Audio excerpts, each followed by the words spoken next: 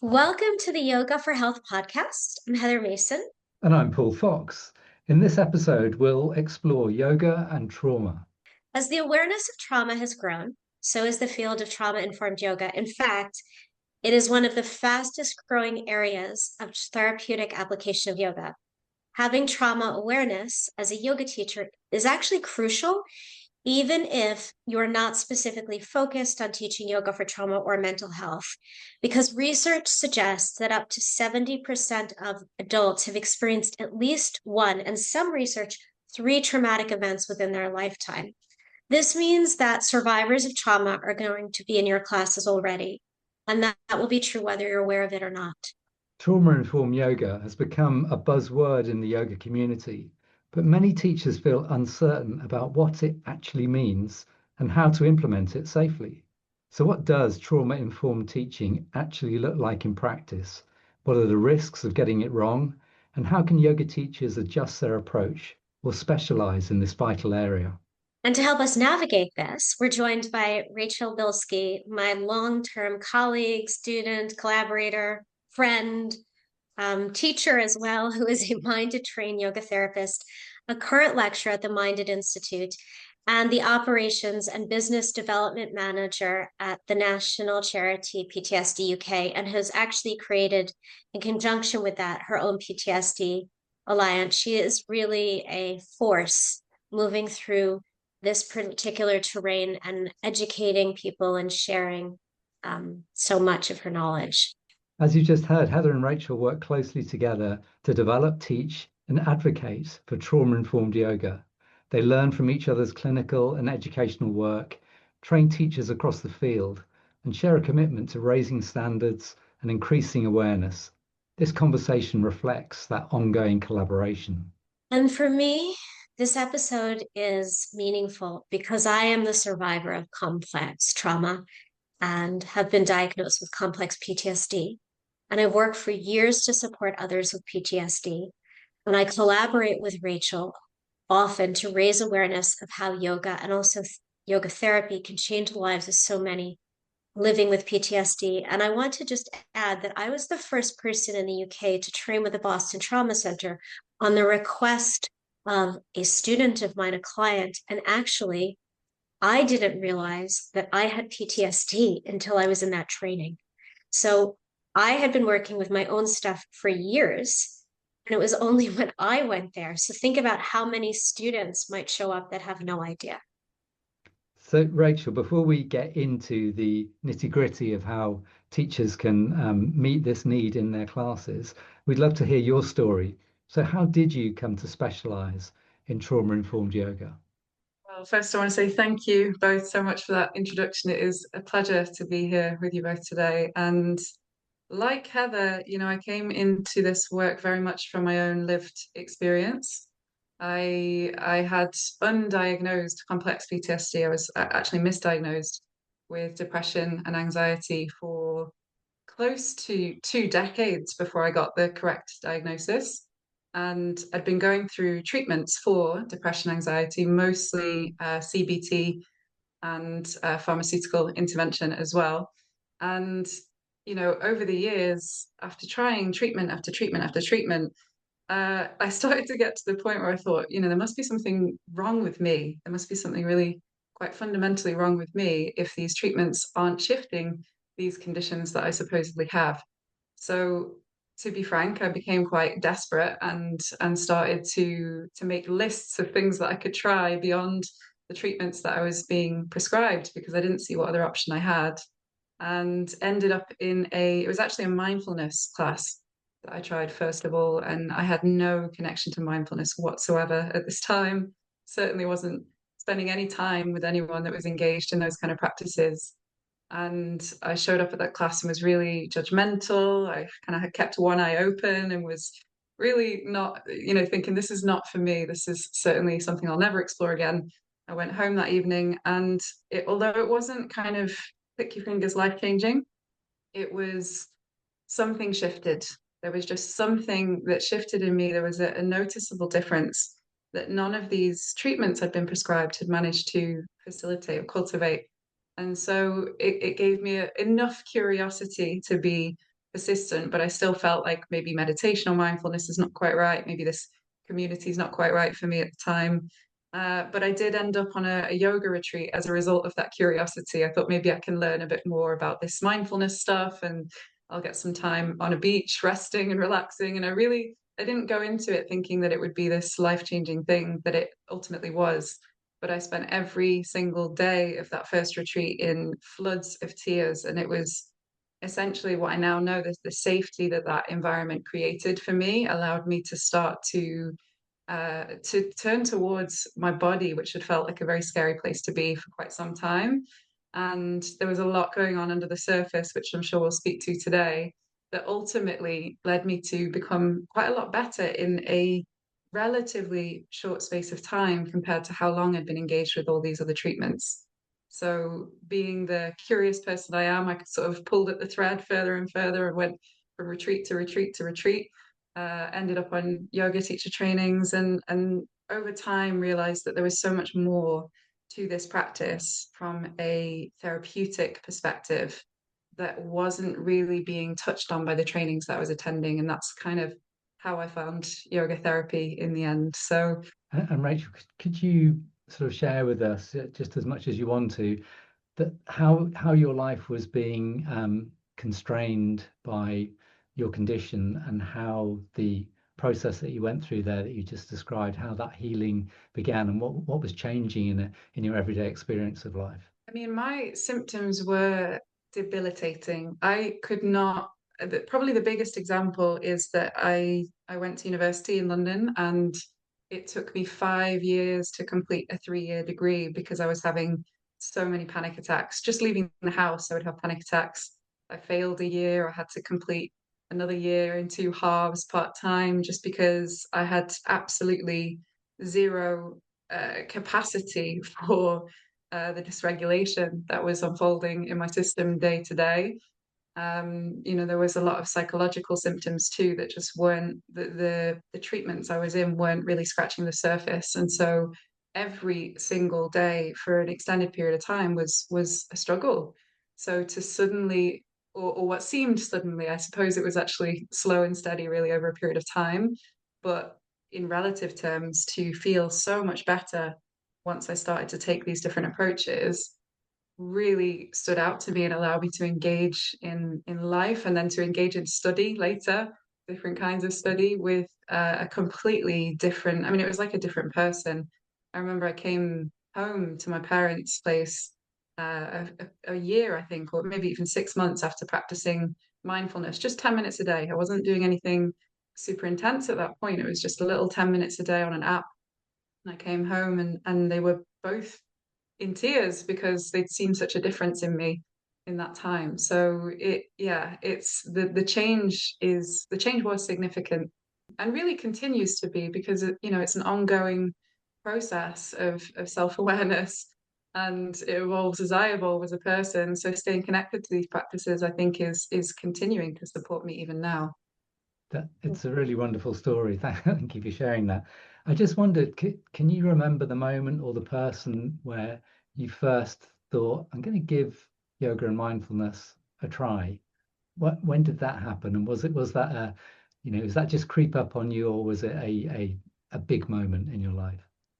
Do you know what? The mindfulness one was genuinely, truly like a kind of New Year's resolution style list of things to try because I was desperate. I was in a very dark place, and it was things that I'd read in magazines or maybe heard people talk about, but had no real understanding of or connection to.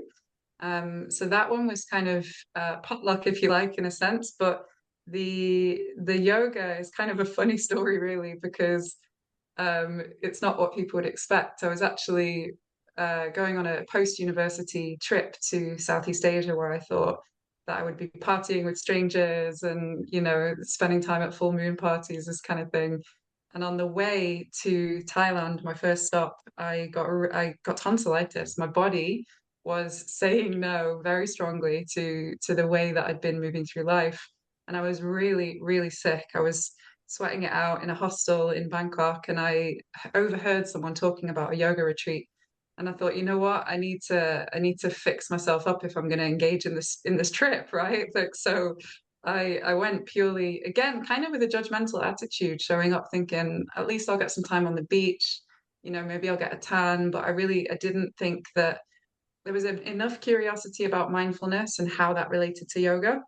I thought maybe I could learn something there, but primarily it was sticking a plaster on something that I just really needed to feel better in myself in order to carry on. And so it was quite, I guess, both with both mindfulness and yoga, it was lucky in a sense, because what I didn't know then was that I was walking into probably some of the most effective treatments for PTSD and complex PTSD, which is something I understood much later.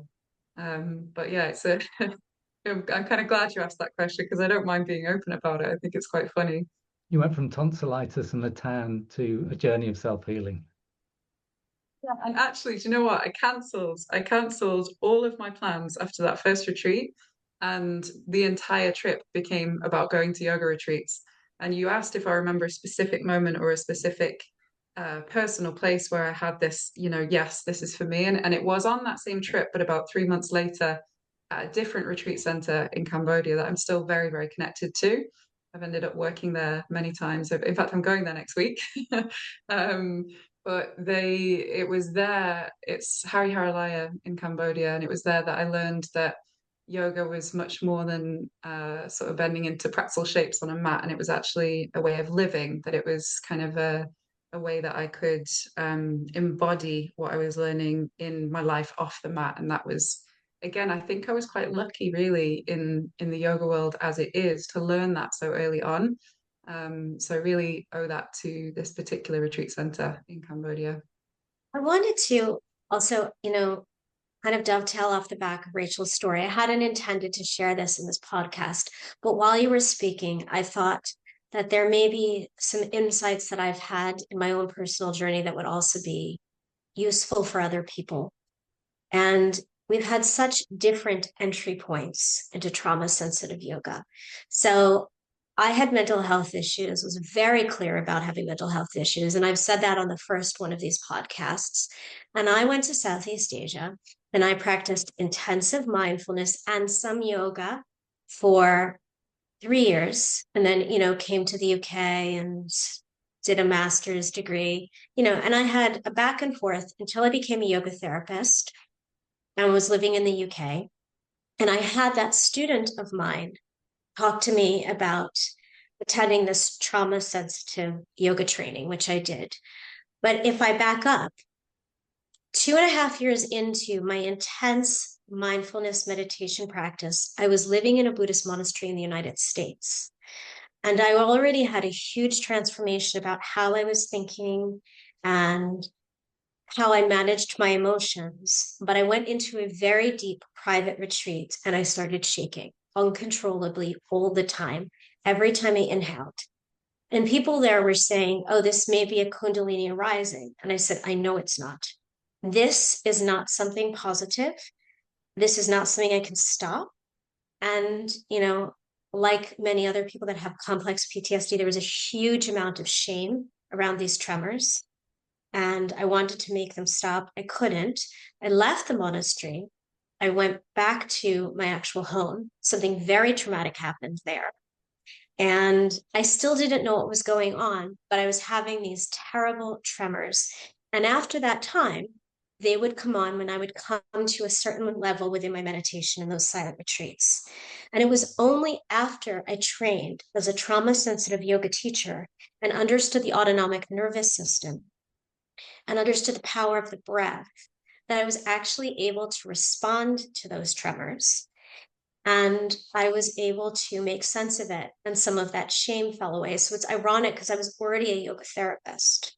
And I feel like, the reason that this has been so important to me and I have focused so much of my career on it is that it actually kind of landed in the middle of my career and said, you need to do this for you. And then immediately I realized how important it was for everybody else.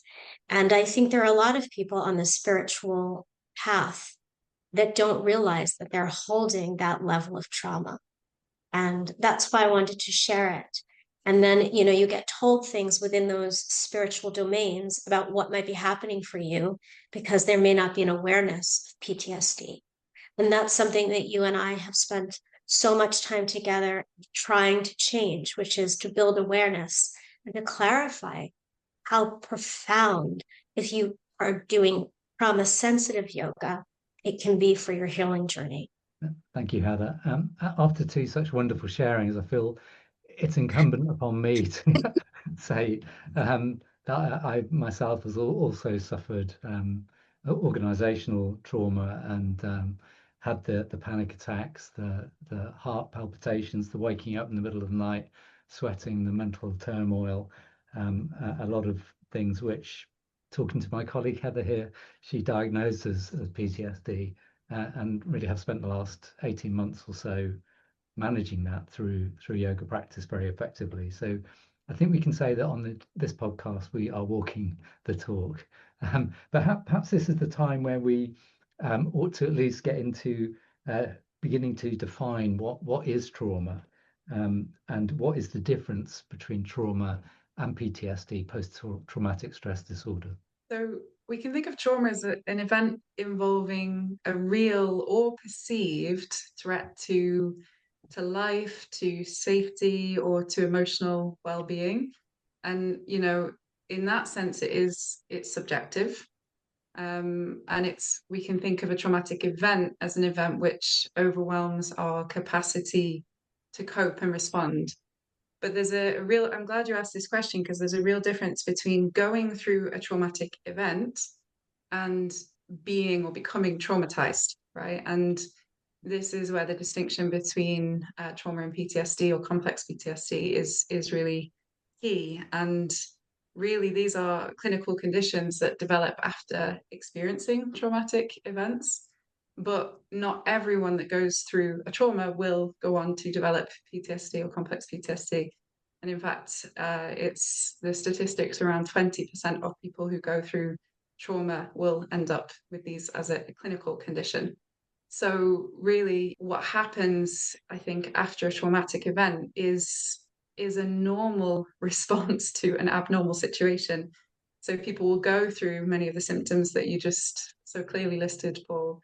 But this is the body doing what it's adaptively wired to do to survive.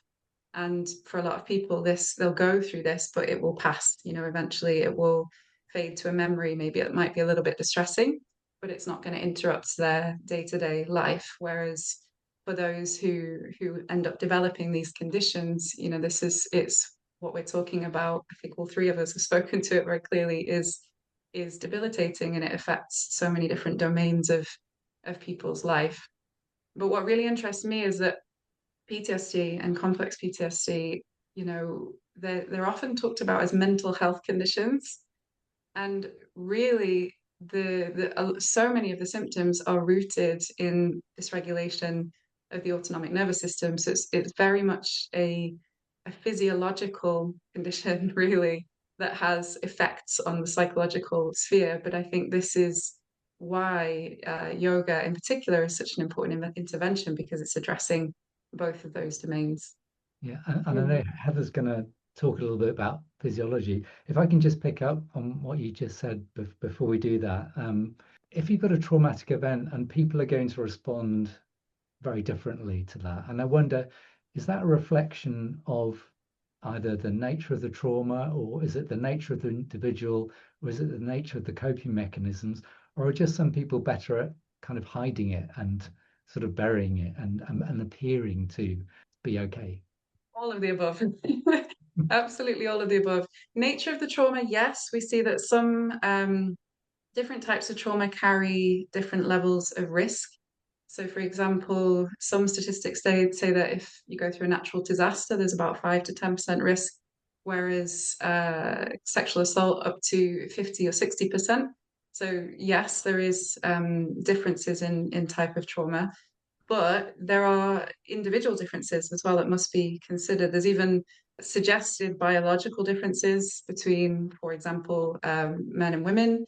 And then you have to also consider that trauma doesn't happen in a vacuum, right? So there's going to be differences based on the community, for example, that you might come from, the level of resources that you might have access to, social support, whether you've been oppressed, if you're from a community that has been oppressed or discriminated against over an extended period of time, then your response to a traumatic event is likely to be much more significant, right, than somebody who's not been subject to microaggressions and has had a good support system and good resources in place. So yeah, so many factors and really a whole day of presentations in itself. But it is really interesting because we've even seen that people, two people in the same family who go through the same thing can have completely and utterly different responses. And although there is a lot of research in this field, there isn't, I haven't found a consensus on a precise consensus on risk factors. So we have to think of it as having a huge number of influences. And I'll add to what Rachel said. In general, we're talking about perceived vulnerabilities and perceived lack of physiological, so that's one's own internal system being supportive, the community, but also an area of research is that there are genetic predispositions to this. There are, for example, in combat stress, there are soldiers who will go out and just not be traumatized on repeated missions, which is very, very uncommon. And so they have different expressions within their genetic makeup. And I'm not going to go deep into molecular biology right now and cellular biology, but it's very interesting. And at the same time, we also see intergenerational trauma show up. So there is research on the grandchildren even of Holocaust survivors, research done by somebody named Dr. Rachel Yehuda, showing that there are changes in genetic expression for people that were not actually traumatized in their life that would have been the result of their grandmothers, particularly maternal, their grandmothers being traumatized during the Holocaust. Now, the physiology, Rachel mentioned, we talked about, Paul, your physiological experiences, and I was shaking, which is a very physical experience. So it's not only core and PTSD, but it's also one of the reasons that yoga is so well set up to work with PTSD, because it's working with the body and it has a profound effect on the nervous system. And that's where we can start. So PTSD is associated with high-level dysregulation of the autonomic nervous system. So that is the system of rest and digest, or the parasympathetic system, and fight and flight, or the sympathetic system. And in PTSD, we will often find high level of sympathetic drive consistently. So the person is in a state of hypoarousal. And sometimes we'll see the other side where that person is in hypoarousal and kind of more of a freeze mode. And for those of you with greater interest, you can look into polyvagal theory because it elaborates on that further. But this is not a polyvagal theory podcast. Oh, that would be a very cool one to do. So the breath and the autonomic nervous system have a profound relationship. And when you start to regulate your breathing, when anybody does, that is going to have an impact on the sympathetic and parasympathetic system. And so breath practices are extremely powerful. And yet, and Rachel and I know this, not necessarily the first port of call for somebody with PTSD, but they can help to bring back regulation and resiliency within the autonomic nervous system. Another thing that's very common is a bracing pattern, right? So when you feel threatened or you are actually really threatened, your body is trying to protect itself. And because of the intensity of the experience, you have so many neurochemicals floating through the system at that time. And the brain is also set up to very quickly encode the memory of that moment if you survived, because whatever strategy you used, it worked. And so if you braced really tightly in that moment, like we commonly will lift up our shoulders, that may become how we move through life. or when we're triggered. That may be how we move through life. Rachel and I spend a lot of time distinguishing between PTSD, which is the result of one trauma, and complex PTSD, which is the result of a whole spectrum of different traumas. And then that person might be bracing all the time. And so yoga is also really helpful here because it can very gently allow people to move into the sensations in their body, release some of that tension, and do it in a titrated way, because sometimes when that tension is released, so do many of the memories arise and become more intense. And, this is, like Rachel said, this is a day unto itself. So I'll just add two more brief points. There are very specific changes in the brain. For those people with early life trauma, brain development may be different. And for those who have had trauma slightly later in life or later in life, we also see differences.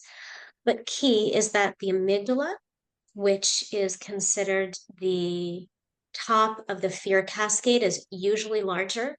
Sometimes it can be smaller, but that becomes very complex neuroscience. The prefrontal cortex, responsible for being able to reappraise situations, innovative thought, is usually smaller and is not able to downgrade a fear response physiologically and psychologically, even if we know we've been to therapy that there isn't a threat. The system is not able to take that on at the moment.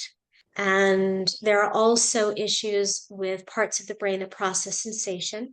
And we find as well issues with the immune system and inflammation. Often people with PTSD have heightened levels of inflammation, and that gets into the link between the mind and the body at the highest level, because that will affect all systems of the body with inflammation. Rachel, what do you think about the way in which yoga works in terms of bringing in the body and the mind, and being such an effective way of addressing these issues? What's interesting is that trauma responses are essentially a form of disembodiment, right? It's where bodily sensations have felt so unsafe that there becomes this disconnect between mind and body. So yoga, the focus on body awareness in that really titrated way that Heather spoke to can help us to gradually connect with sensation in an enriched environment, essentially, in an environment that feels safe, so that we can learn to tolerate internal experience without overwhelm. And in time, whether it's overt or not, and this was certainly my experience, that for a long time it was a covert benefit of yoga, but to be able to regulate emotional and physiological states that have become dysregulated, and that can only happen when the mind and body have been reconnected in that way. So yeah, I think that restoring the mind body connection is a really, really important piece here. And the other thing I wanted to add to what Heather just shared there was a piece about the oversimplification of the nervous system that I think happens quite often in this Instagram carousel well-being world that many of us live in now, whether we choose to or not, where there used to be this narrative. It's changing now, but there used to be this narrative just about calming the nervous system, spend more time in rest and digest, and everything's going to be okay. But I think actually, what is brilliant about yoga as an approach is that it is much more informed by the natural rhythm of the nervous system between contraction and expansion, between activation and relaxation. And most yoga practices, most asana practices in particular, naturally foster what we might think of as pendulation between these states. So pendulation is a key term from Peter Levine's work in somatic experiencing, which is a brilliant treatment for trauma. But yoga naturally helps us to move between those states with a little bit more awareness, so that we can learn to consciously shift gear between states over time, but also sort of covertly recalibrate the nervous system to be able to shift between these states without getting stuck. And that is what happens, in a trauma response, as Heather spoke to there, that we're getting stuck in one side or the other. And really the way the nervous system operates is so much more complex than that, right? It's not as simple as a binary, and actually it's a much more fluid process. And I think yoga practices can really, really help us to support both covertly and overtly this kind of natural pendulation of the nervous system. And in addition, so you're talking about the re-regulation of the autonomic nervous system and the complexity of it.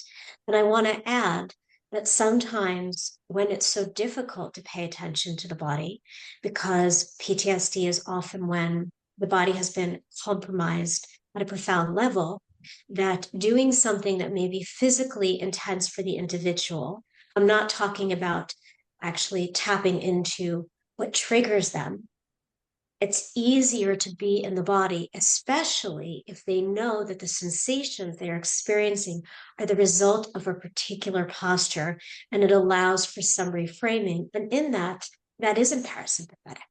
Couldn't really find three more biased people than us, but because there are plenty of ways of getting embodied right. You hear great stories of Mhm. people who've made themselves feel much better through running and swimming and dancing and Tai Chi and Pilates and joining a community choir. But we're going to trumpet, aren't we? The fact that yoga is so multi-level that it can embody in so many ways that it can, by the breath awareness and the mindfulness, can really have such a powerful effect in terms of healing. That's it. For me, it's a blend of bottom up and top down, right? It's a blend of the working with the body, but also ultimately working with the mind in a way that is, you can kind of almost switch between the two depending on what feels most accessible and what feels most safe, once you really start to get to know these practices. Yes, there are so many different movement practices that can have the same benefits that we've been exploring here. But I think the level of self-awareness that is developed through yoga is, in my biased opinion, second to none. Sure. Yeah. Okay. So I'll segue into that then. So if you're tuning in and you're a yoga teacher and you really want to know, well, how does this affect what goes on in a yoga class? We'll turn to that now. So what does trauma-informed yoga look like on the mat? So for me, a trauma-informed yoga class it's not about treating trauma, which I think is an important distinction to make, that yoga teachers, I've come across many yoga teachers that have this fear that they need to be able to treat or process the trauma in order to offer a trauma-informed class. And it's not about treating the trauma, but rather creating conditions of safety and choice. Choice is really, really central.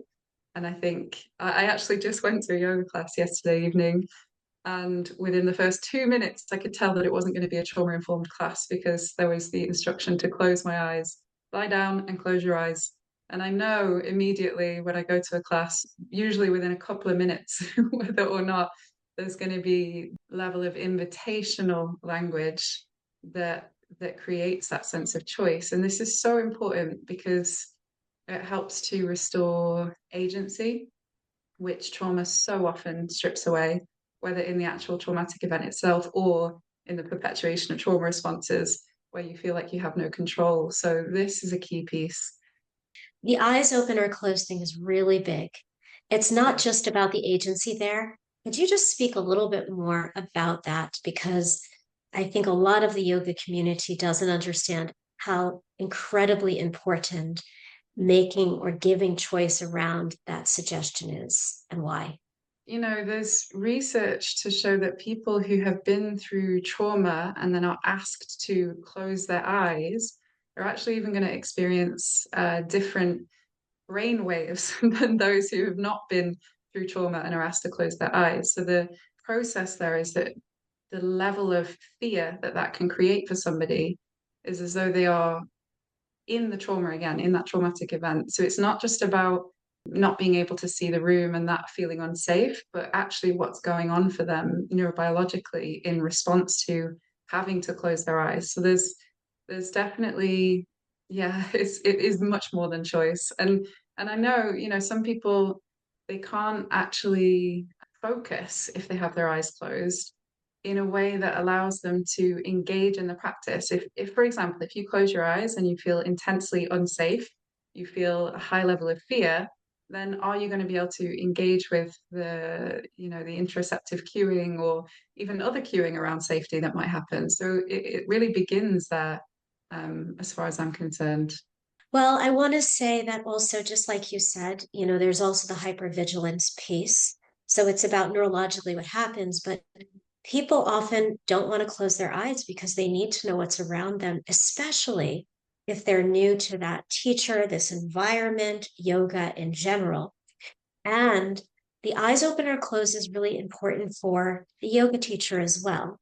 And I know that many of us will teach yoga classes where we're closing our eyes as the teacher to provide the embodied experience from within ourselves coming outward.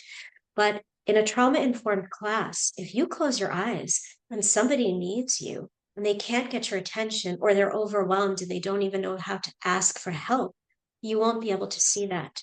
So the teacher really needs to keep their eyes opened. And if they're going to close them, they should dart them down for a second. And finally, if you are teaching trauma informed yoga with somebody who's very hyper vigilant and you just see, and Rachel, you probably had this moment as well, somebody moves in a position and they close their eyes automatically without anybody suggesting it, change has happened because they're interested and there's some level of safety. And it's this real like joy and beauty in that moment if you can watch it happen. Pulled Um, back in a way to choice that over time there might be that safety created through all of the other cueing that I'm sure we'll go on to talk about, that allows somebody to play around with closing their eyes and to see how it feels. So coming back to that cue over and over, but making sure it's a choice every time supports that change, right, over time. Another thing I want to speak to, really kind of equal importance in my opinion, is creating environments of predictability and consistency, right? So that things are clearly explained. There's no sudden hands-on assists without permission, for example. There's no surprise transitions that could be quite overwhelming. And I think this is something that is quite, when you know how to structure a class in that way, it's quite a simple thing to attend to, but it can have such a profound difference on the experience of someone who's been through trauma. And with that, I think also goes the honoring of the tiny promises we make in class, like you'll be here for 2 minutes and not Mm-hmm. forgetting because you're walking around the room. So a traumatic experience means that trust has been undermined. If it's a natural disaster, it may be from the earth beneath you. If it's an earthquake, if it's interpersonal, which is more common, it's with other people. So you are showing up from a position, potentially as somebody with PTSD that has experienced trauma, not trusting other people or having a really hard time. And so there is this kind of monitoring. Can I trust this teacher?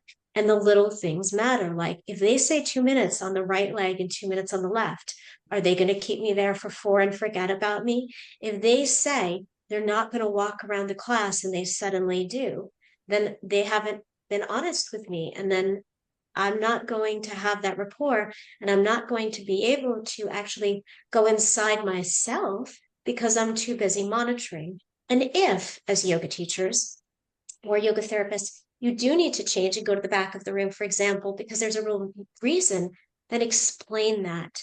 So it's not a broken promise. It's an upgraded piece of information that means that a situation needs to change and behavior. And it's been great to hear those answers and those key principles of trauma-informed yoga of choice, predictability, empowerment, safety, attunement, particularly attunement, I think, and that's really where the human connection comes in. And I feel quite pleased with myself that having trained over 200 yoga teachers since a long way before sort of trauma-informed yoga came into my understanding or came before me or became a thing. I used to begin the very first day of teach training saying, you're not the teacher, you're not the authority, you don't stand at the front and tell people what to do. You're just the facilitator of an experience in which people are going to come into their own state of yoga. And if you take that on board right at the beginning, it helps lots of other things fall into place. And I think that is so attuned, if you like, to pick up a phrase, with what we're Mhm. talking about today. I think that's beautiful, Paul. And I think that Rachel can really add to, what goes into attunement and how to read the room. I was just about to say, I'm so glad you spoke to attunement. It's such an important thing. I think what is important to remember, especially if you haven't been through trauma, is that safety is not the same as no threat, right? Safety is not the same as no threat. I've come across yoga teachers that say, "Oh, but I'm offering this class in a quiet environment. There's no one's coming in and out, like touching on all of these really external pieces, but are unable to offer co-regulation or community support or that level of attunement." And what we know from the brilliant work of polyvagal theory, Stephen Porges and people like Deb Dana who've carried this forward, that autonomic state is really optimized by safe social engagement. So, we can do all of the regulation work, all of the breathing practices in the world, but if that's not offered in an attuned social environment, then it might land in a really triggered nervous system, in a really dysregulated nervous system. And the flip side of that, though, is that we can retrain our social engagement system, which is often compromised by trauma, through sensory cues of safety. And what that means, or what that often looks like, is things like tone of voice, your intonation, your rhythm, your presence, your ability to offer eye contact, to maybe be playful, right? To make jokes where appropriate, to engage socially in that way that feels really supportive. And this is what yoga can offer, and especially if we have a polyvagal informed application of yoga practice. Ironically, and maybe it's not even coincidentally, this morning I did a mock yoga therapy session with one of the senior members of my team, the Minded Institute team, there's different, named Dia. And she works with trauma and she's brilliant. And we wanted to show our students what attunement looked like. So I was the client and I, provided an intake form. And I actually had woken up in a pretty bad place. A lot of difficult things have been happening in the world. And I had some really difficult dreams last night. This is true. And so I wasn't thrilled to be doing this particular demo for as a trainer, but Dee attuned to me so beautifully. She had me doing all of these different movements moment by moment that I left that demo and I felt different. And it was supposed to just be a demo, but actually it ended up not being a demo. It was a real session. And we mostly just moved our arms. It's a great story, Heather. I wanted to say that when we're talking about creating a place of safety, one of the trainees on the Yoga and Healthcare Alliance Yoga for Health training said, pulled me up and said, you can't really say this is how you create a safe space. All you can say is, I'm going to create the safest space I can, because you don't know how people are going to react to everything you do. So there is this, I think it's good to convey this idea that we can do as much as we can and attune and use all our skills, and still things could go wrong or not exactly how we want them to. I think this is where having the humility and also the channel to take on feedback from people, even if it is a group class, actually being triggered can be a profound learning experience if it is supported and handled well. If you have an opportunity to process it, you find really challenging. If that teacher has set it up in a way that there is both the channel and the receptivity to discuss that experience, then both sides can have a profound learning there. And I think that's something that it's almost a shame to me that we need to spell it out, but I think it's important because a lot of yoga teaching environments can be, or traditionally have been, quite authoritative in a sense, and a very kind of teacher-student hierarchy that doesn't allow for those kind of conversations to happen. And I think that is something that, where that exists is something that really does need to change. And at the same time, I entirely agree. Receptivity and humility, key. I mean, you could just keep those as words that are constantly being echoed in one's mind if they're teaching. And I think, for people listening, they might want a few tips of at least considerations, even if you could go on either side, like lighting is one of the biggest ones, right? So often in a yoga class, we dim the lights at the end, and that can be very relaxing. And that may be the case in a trauma sensitive or trauma informed yoga class. And at the same time, turning off the lights and people seeing silhouettes and not being able to know exactly what's around them in Shavasana, and even being asked to close their eyes there can feel very threatening. And Rachel, I thought that maybe, you could not rattle off a list because we're not doing that, but explain some of the most important things that one should consider while it's not holding steadfast to this is what I must do in a trauma sensitive class, regardless of the human being in front of me. So we've already touched on a few things, but I think we haven't explicitly spoken about environment. I think there are considerations with music. Music is one of the ones that frustrates me the most because it's challenging, it's subjective, right? But if you are playing music that's sort of jumping all over the place, then that can be really quite dysregulating. So I think at least keeping music consistent and soft, and I think personally, and this might just be a personal preference, but lyric free is lyric free where possible, is quite sensitive. Considerations about your the environment, right? We don't always have the privilege of being able to teach in environments that are perfectly set up, but if you can have boundaries with staff working in the environment that you are in or you're teaching in, to not disturb the room, to not walk in, to not surprise you. I mean, that's again something simple that could be outlined before a class and could be really, really supportive. As Heather mentioned, you want to consider lighting, spacing between mats where possible, right? Not having mats too close together. I think having people facing one another can be a little bit confronting.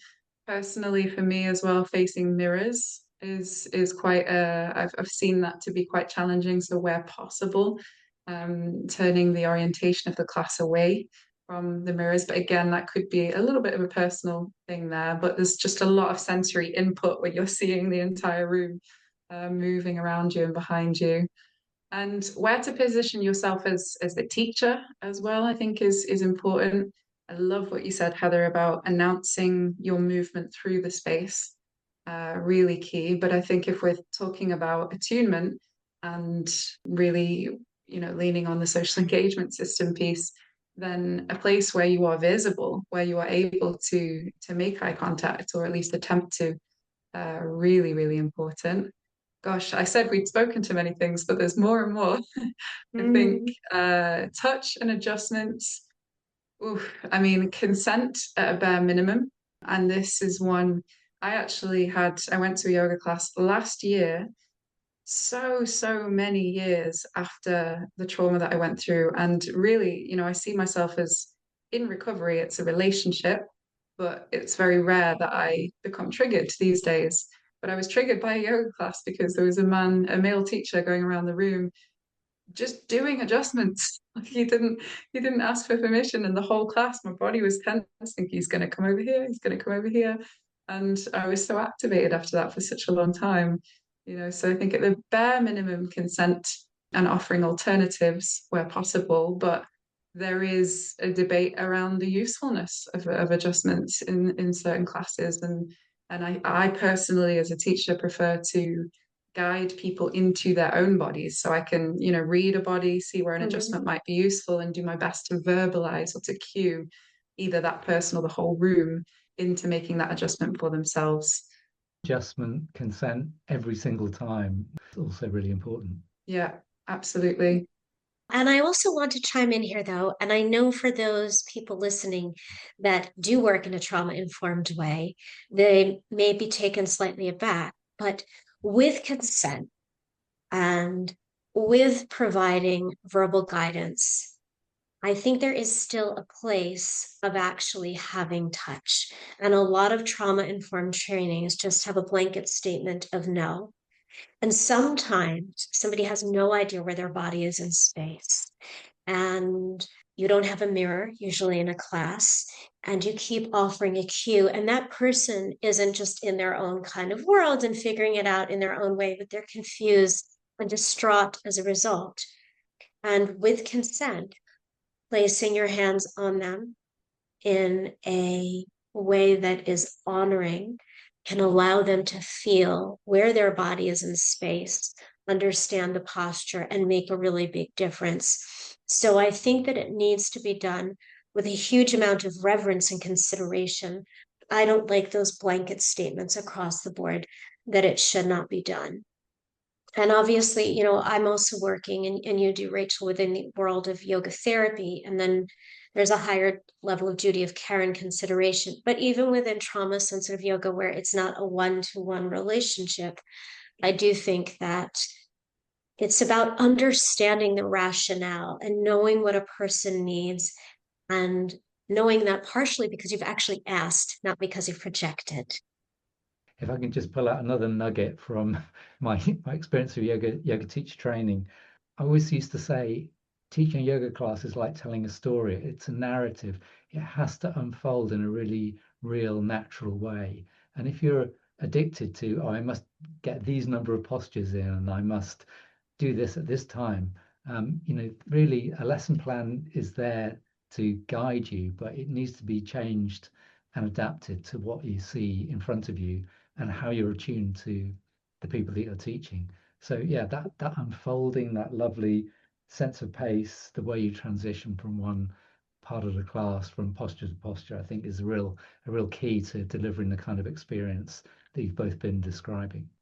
I don't know if this is just too much to ask of people. I really feel it shouldn't be, but yoga classes that are informed by what you've just described to me speaks to pendulation and kind of a application of polyvagal theory in a sense that yes, we can have moments of activation, we can have moments where the class might be a little bit stronger, but that it's those moments kind of a sandwich between moments of stillness, moments of awareness, and really that the cueing within that is focused on interoception rather than performance of poses, how a pose should look, aesthetically, or the shape it should be, but rather the connection between the body and the ground, or the sensations internally. And I think these are, again, once you understand this, it's quite straightforward to apply in a sense, but it can have such a profound effect. And I think then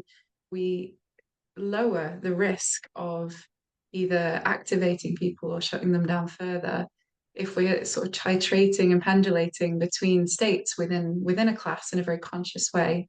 And actually, to add to this, I think it's important to understand that not all yoga is equal when it comes for anyone really, but for those who've been through trauma in particular, I get a little frustrated that more people don't understand these points, because even a GP might prescribe yoga to somebody for PTSD, but a normal, let's say, vinyasa class that's got quite quick transitions, is quite fast moving, could actually be really activating for that person. Whereas a restorative class with no movement between postures or something like that, it could exacerbate a state of shutdown. So I think once we know these things and once we have experience in watching nervous system states interact with different aspects of yoga practice, we're able to cue much more intelligently, that allows us to foster pendulation for people during a practice.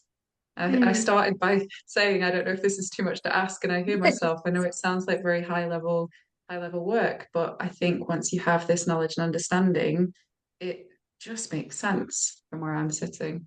And I think that, just like as a general guidance role, as people are becoming more aware of what you're saying and how to figure that out, you don't want to have lots of quick transitions because people often can't follow. And just interoception might not be a word that everybody knows, but interoception, just to define it, is awareness of body sensations. And it has kind of this sister term, proprioception, which is where the body is in space. A lot of people with PTSD do not have awareness. If you have them transitioning constantly, It's confusing, overwhelming, and it can lead to a lot of self-judgment. And likewise, if you keep somebody in a position for a long period of time that's new to the practice, more sensation is going to come up. And if you keep them in a state of quiet, like in restorative yoga, and they don't have anything to hold as a foundation while they're in these postures for 4 minutes, their minds can start racing. So, a general rule that I like to suggest to people is have some transitions, don't hold people in their first class for more than 30 to 45 seconds, and don't have lots of quiet in the beginning. That whole section was very validating, but particularly, I now feel less guilty about imposing my terrible jokes on my students to get the fun atmosphere, and also the really terrible ambient spa music. That's the only music I play. That's also been validated by Rachel there. So it seems like that there is a lot of ways in which yoga can help people with trauma. Yeah, I think the value can't be underestimated. And actually, we Minded and the charity that I work for, PTSD UK, came together. It's a couple of years now, was it, to do a survey. I think it had almost 1,000 respondents, so statistically significant in terms of what we found, which was 85% of people surveyed found that body-centered approaches reduced their symptoms. And this is, a significant statistic when we consider that gold standard treatments for PTSD, such as CBT, cognitive behavioral therapy, have non-response rates of up to 50%. So for some people, 50-50 chance as to whether that treatment was going to work. And that was certainly the case with me. Whereas 85% are suggesting that body-centered approaches like yoga are helping to reduce symptoms to a point where people are able to engage in their lives differently. And that's certainly the lived experience for myself. And I think I can speak for Heather there too. I think that the possibly most significant statement around the efficacy of yoga for people with trauma is that Bessel van der Kolk, who is considered essentially the leader in advancing insights into trauma and treatment, has been a huge proponent of yoga, and the trauma community at large are interested in yoga and tend to be much less resistant, the practitioners, than possibly practitioners from other fields because they recognize its real value. And Rachel and I have been thinking about this a lot because we feel that it is essential that yoga teachers have some level of trauma informed training.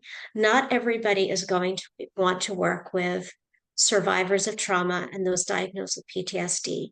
But because so many people will have trauma, we feel it's really important. And we have created a short 2-day on demand course that individuals can do for themselves and that also yoga teacher trainings can use so that they don't have to come up with their own methodology and they can rely on our joint expertise. I want to add to that trauma-informed yoga benefits everyone, right? So it's not just about facilitating classes in a way that is supportive of people who've been through trauma, which is obviously very important. And as Heather has spoken to, we never know when someone in our class might have been through trauma. But to offer a class in a trauma-informed way is, I think, really beneficial to anyone attending, anyone with a nervous system, and anyone who might be faced with navigating challenge or dysregulation in their lives, which really applies to a lot of human beings, most, I would argue. So to upskill yourself in this way is going to support anyone that you teach. And I think anybody listening to this, all my classes, I would say, are trauma informed. And shouldn't every yoga class that's delivered anywhere be trauma informed? Yes, yes. Well, absolutely. But as you said, I think we might be biased here. So, Rachel, thanks so much for sharing your story, sharing your expertise. It's been a really fascinating listen. So, thank you for coming on the Yoga for Health podcast. It's been my pleasure. Thank you for having me. And I would like to echo that, Rachel. And, it's a pleasure to get to work with you often. And to consider ways to help people in general through this amazing practice of yoga.